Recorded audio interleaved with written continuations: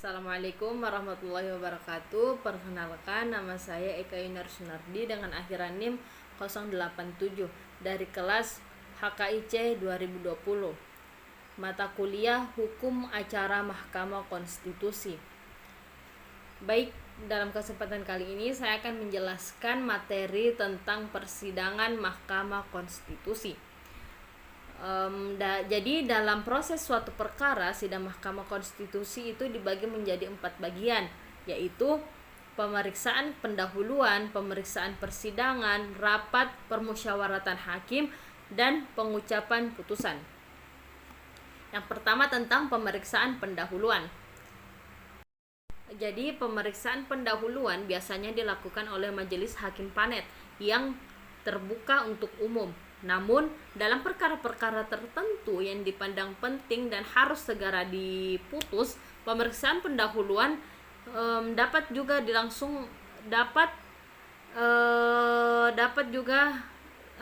namun dalam perkara-perkara tertentu yang dipandang penting dan harus segera diputus, pemeriksaan pendahuluan dapat juga langsung dilakukan oleh majelis hakim pleno. Jadi dalam pemeriksaan pendahuluan ini, setidaknya majelis hakim panet akan memeriksa beberapa hal penting, yaitu kelengkapan administrasi, kejelasan materi permohonan, legal standing, wewenang Mahkamah Konstitusi. Selanjutnya tentang pemeriksaan persidangan. Setelah pemeriksaan pendahuluan, maka majelis hakim akan menyelenggarakan pelaksanaan persidangan, yaitu untuk memeriksa permohonan, alat bukti, keterangan termohon jika ada, keterangan saksi, keterangan ahli, serta keterangan pihak yang terkait.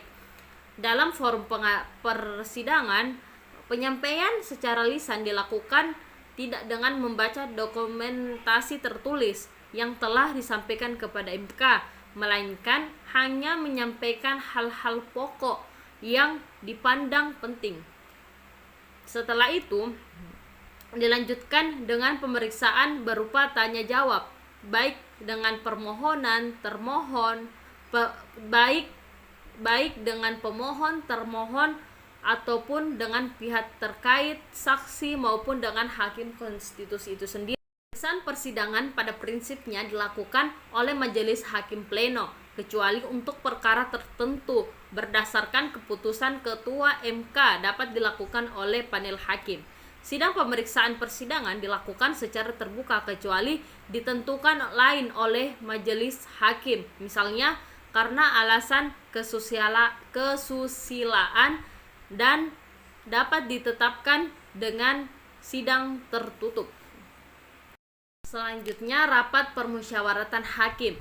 Jadi, rapat permusyawaratan hakim merupakan salah satu jenis dari sidang pleno yang sifatnya berbeda dari jenis persidangan yang lain yang sifatnya tertutup. Jadi, rapat permusyawaratan hakim akan membahas perkara-perkara yang bersifat rahasia dan hanya diikuti oleh para hakim konstitusi tersebut, panitera dan panitera pengganti.